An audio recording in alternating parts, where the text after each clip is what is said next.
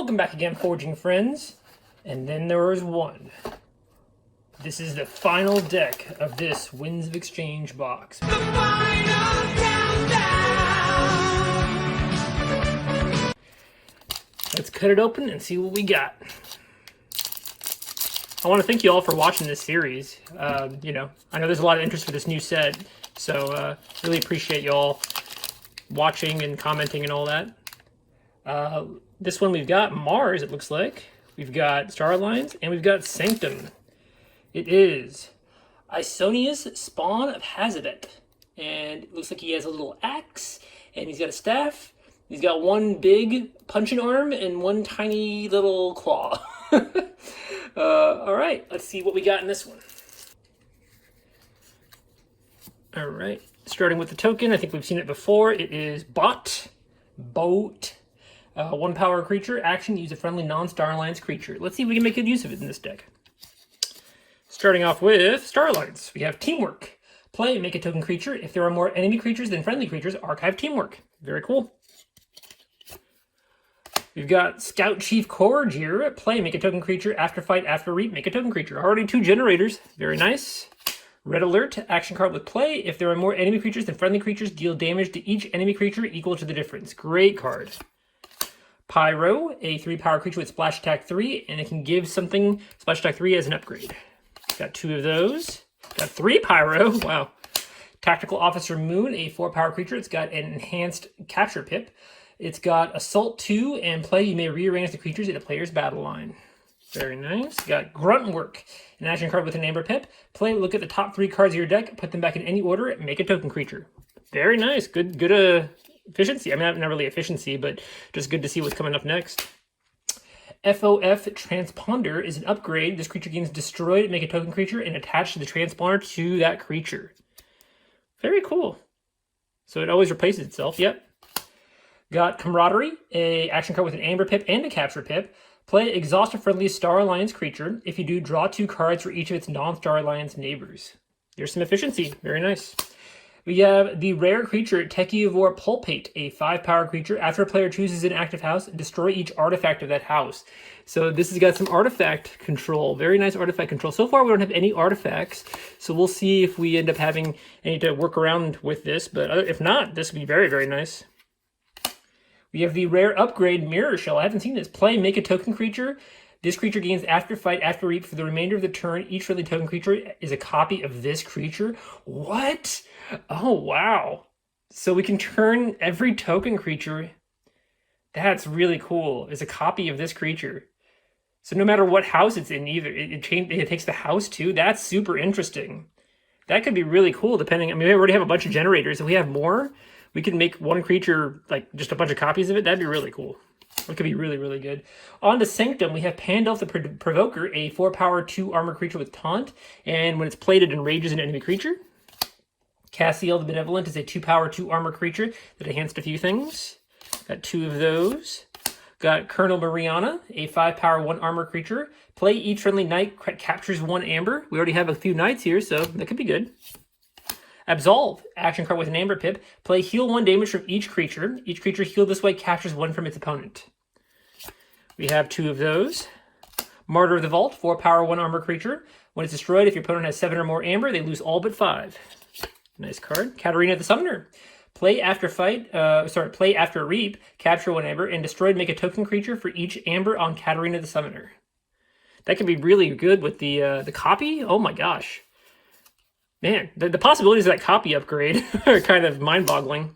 We have the Grey Abbess, a 3 power 1 armor creature with an amber pip. Play, make a token creature. Each friendly token creature gets +1 armor. Very nice.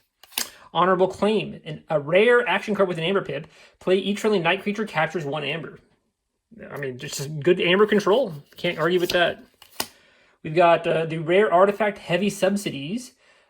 Keys cost +6 amber. Each creature gains after reap, gain an amber. So everybody reaps for 2, but keys cost 12 by default. Oh wow!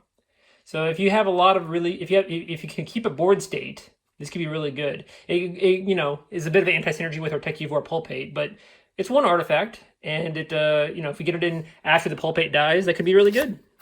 We have 2 of those. What? That's actually Uh, wait a minute. With two of these, uh, I can't quite compute this. So keys cost 18 with both out, and then each creature gains 3 amber for 1 reap total. I mean, there might be a way to make this work well. We'll see. Moving on to Mars, we have the artifact invasion portal. A lot of artifacts now. Capture Pip and action discard cards from the top of your deck until you discard a Mars creature or run out of cards. If you discard a Mars creature this way, put it into your hand. Okay. Just a way of getting a Mars play for the turn. We've got Xanthix Harvester, 3-power creature, cannot be used while it has a non-Mars neighbor, and after reap, gain 1 amber. On top of the other ones, man, could gain a lot of amber for 1 reap. Pixel Beam Buckler, 4-power, 1 armor. Play, deal 2 damage to a creature, and move it to either flank of its controller's battle line. Scoop Up, action card with an Amber Pip. Play, put a friendly non-Mars creature and an enemy non-Mars creature into your archives. If that enemy creature would leave your archives, return it to its owner's hand instead. Good to get rid of a creature there. We've got Mix the Tall-Minded, a 5-power creature. Your opponent's keys cost +1 amber for each friendly Mars creature in play. Man, we have quite a lot of ways of making keys cost a lot. And I mean, we could get rid of, now that I'm thinking about it, we can get rid of these cards with our Techie Yavor Pulpate, you know? If we end up not needing that anymore, we could just put those out first and keep the Pulpate. I'm already thinking of strategies, wow. Going on to Mark II Generator. Our artifact that enters play ready and makes a token creature as an action.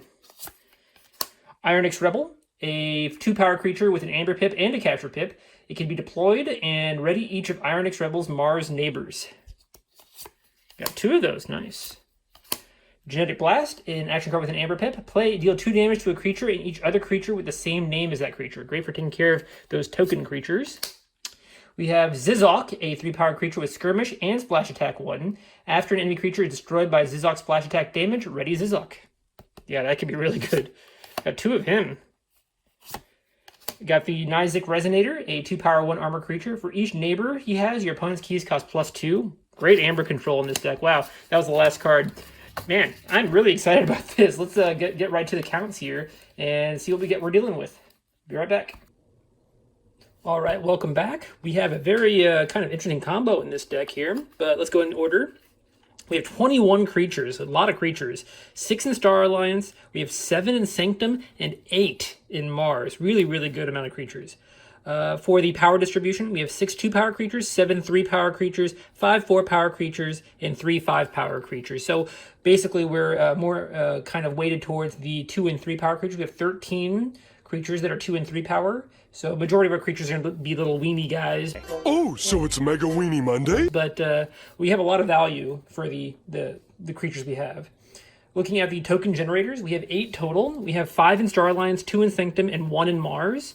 The Mars being the reusable Mark II generator.